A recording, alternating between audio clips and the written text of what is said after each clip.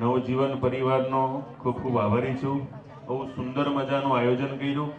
મિથુન સરે એમ કીધું કે આમાં કંઈક ભૂલ રહી ગઈ હોય તો ભૂલ કાંઈ ન હોય, અને ભૂલ એની જ થાય કે જે આયોજન કરે. બાકી વાતું તો કરવા વાળા ઘણી કરે, અમે આમ કરશું, અમે આમ કરશું, એ બધું નથી. ભૂલ કેની થાય? જે કામ કરે, જે આયોજન કરે એની ભૂલ થાય. અને શિક્ષણ તમને છે એ સારી શિક્ષણ સંસ્થામાંથી મળશે, પણ સંસ્કાર છે ને એ તમને પરિવારમાંથી જ મળશે. શિક્ષણ ઓછું હશે તો ચાલશે, હું એમ કહેતો નથી બાળકોને ભણવા મોકલોમાં, ઇંગ્લિશ મીડિયમમાં મોકલો, એમ નથી કહેતો. એ જરૂરી છે, ફ્યુચર ઈ છે, એજ્યુકેશન જ ફ્યુચર છે. પણ સંસ્કાર વગરનું જો એજ્યુકેશન હશે ને એ બિલકુલ નકામું છે.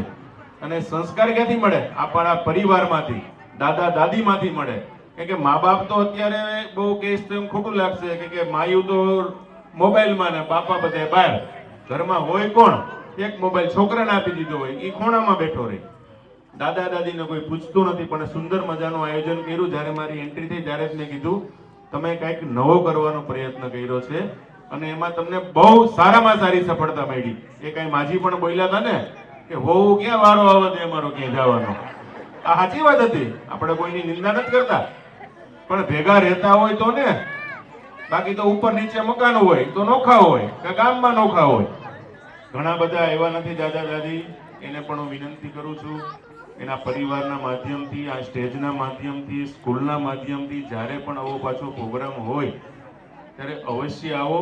આમાં કોઈ શરમાવાનું હોય નહીં. આ ઘરનો ડાયરો છે ભાઈ. આપણા બાળક શું કરે છે, ક્યાં જાય છે, કે સંસ્થામાં જાય છે, ફી ભરવાથી મહત્વનું નથી.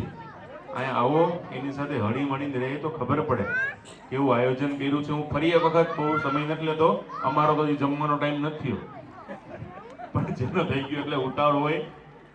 એટલે ફરી વખત હું નવજીવન પરિવારનો ખૂબ ખૂબ આભારી છું. આવું સુંદર મજાનું આયોજન કર્યું. અને હું તો વર્ષમાં 2 વાર આયોજન કરો મેડમ, તમને પણ કહું છું સર. આના પછીથી જે ઉપર હોય 5 વર્ષ ઉપરના કે 5 ધોરણ ઉપરનાનો કાર્યક્રમ બાકી હોય ત્યારે કરો. બહુ સરસ આયોજન છે અને તમે ખૂબ પ્રગતિ કરો. કેમ કે હું પણ નવજીવનનો જ વિદ્યાર્થી હતો, એટલે એમ કહી શકું કે મારું પણ ગૌરવ કહેવાય ને. હું નવજીવનમાં જ ભણ્યો હતો. એટલે ફરી એક વખત હું આભાર છું તમારું. જય હિન્દ. ભારત માતા કી જય.